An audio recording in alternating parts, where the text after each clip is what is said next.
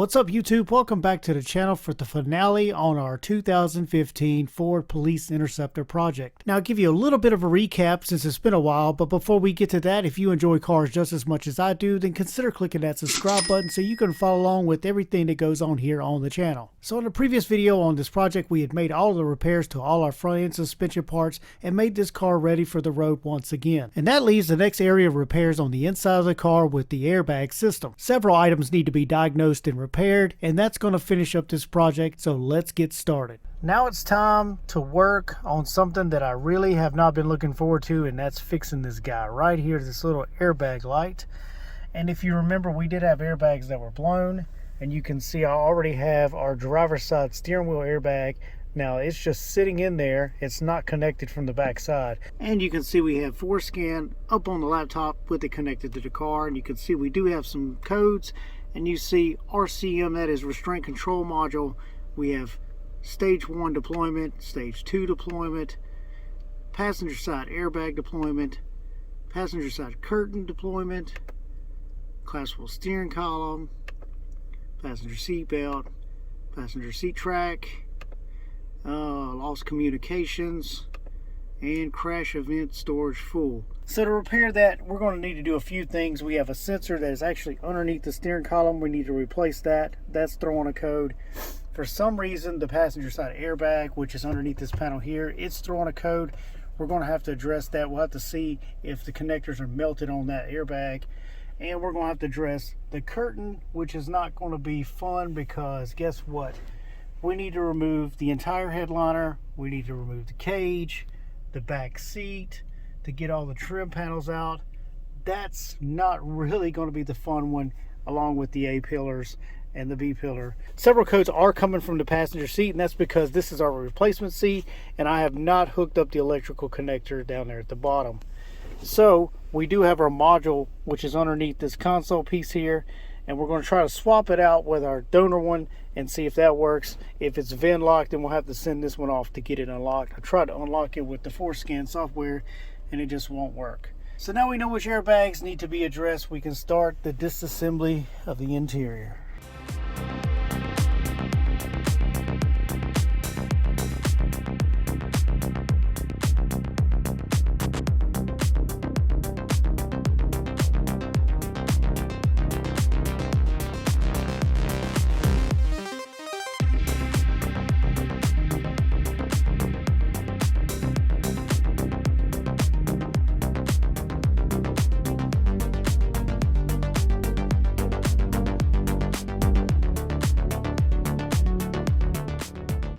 Well, it was a little bit of work, as you can see, to drop the headliner down, and this is the way I did it because it saved a lot of time instead of just removing it.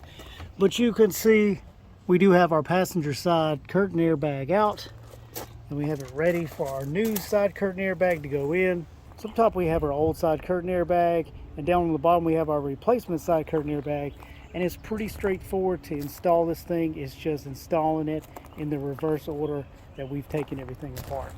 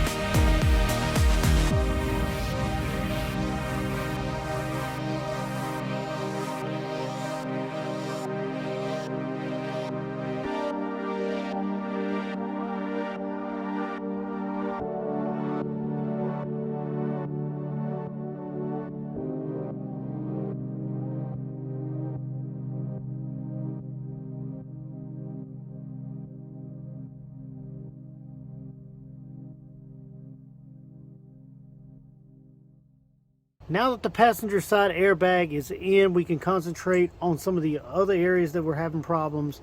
And one of those things is this little sensor right here. This is your steering column sensor, and it's actually underneath this panel here, and we're actually going to have to drop the steering column down, take that panel off to get that in. That's one thing to be addressed. And then right here underneath the center console, we have our module that's going to need to go in. Now this is out of our parts car.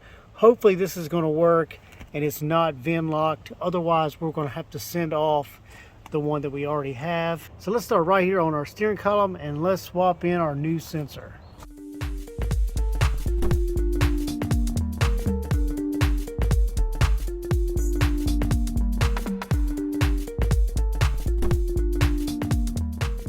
With the column dropped down, you can see our little metal panel here.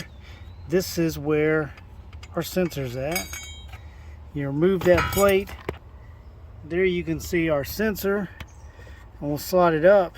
If you take a look at it, you see that little red plunger right there is pushed out. That means the sensor is blown. And if you take a look at our replacement sensor, you can see the plunger is in. So it's pretty straightforward. Just disconnect that from the electrical connector there and plug it in, and reverse order putting it back together.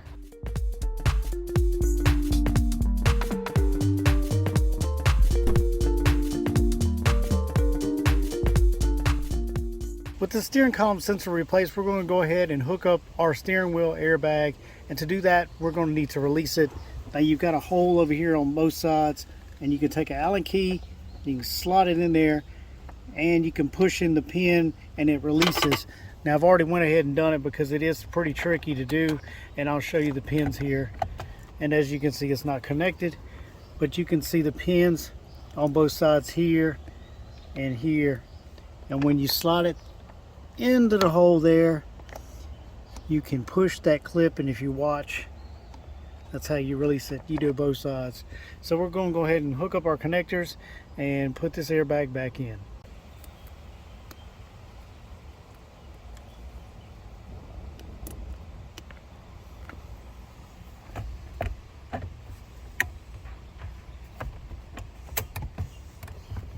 And the steering wheel airbag is back in and hooked up. Now we're going to focus on the airbag module, or the restraint control module. As you see here, this is our replacement, and the old one is right here underneath this console, and I've already got it loosened up so we can go ahead and pull this out of the way, and we can see what we got. And right here underneath this flap, you can see that is our old control module, and that needs to come out.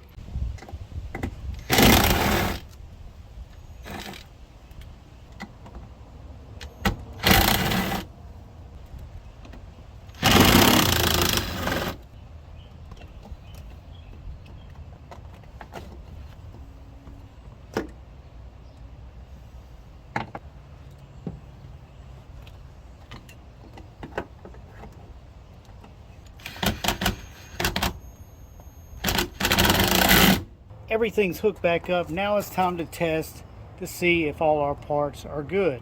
One thing I failed to mention is that you definitely want to disconnect the battery when you're doing this kind of work, any kind of electrical work. So we're going to need to hook this back up just like so, and let's go test out everything.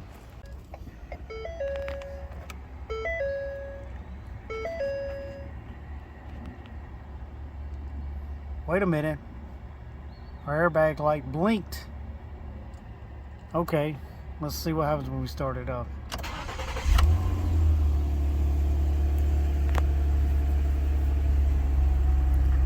So our airbag light went off and it came back on, which means we do still have codes in the system. We're going to need to hook up the laptop and read those, and hopefully it's nothing major. It's just maybe a crash sensor in the front or the side, or something else minor. With ForScan hooked up, we have our RCM codes. We still have a code for passenger side restraint sensor 3 and driver side restraint sensor 2. I'm not exactly sure which sensors they're referring to. I'll have to look them up and go from there. with a little bit of research, I figured out what sensors we are having problems with. Now this is the driver's side 2 right here in the door, behind the door panel, and we've already swapped it out. Here's our old sensor, and here's our old sensor for our passenger side 3. And the passenger side 3 sensor is behind the rear seat over on the side of the car. It's a little hard to see, but it's actually down up against that panel there, and we've already got it swapped out. So before we go to put everything back together, we're going to hook up the laptop and verify and see if our sensors actually fixed our problem. Now once I reconnected the laptop to the car, I realized I still had an issue with our restraint control module, which was easily resolved by taking the old control module and sending it off and having it repaired. And once our reset airbag module was installed, all of our airbag issues had been resolved, completing this project. So with this salvage rebuild project complete, that means it's time for a new one. So until then, I'd like to say thank you for watching. Be sure to check out all my videos on all my other projects, and if you're not subscribed, then consider clicking that subscribe button, click the bell so you'll get the notifications, and you can also follow me on Facebook and Instagram.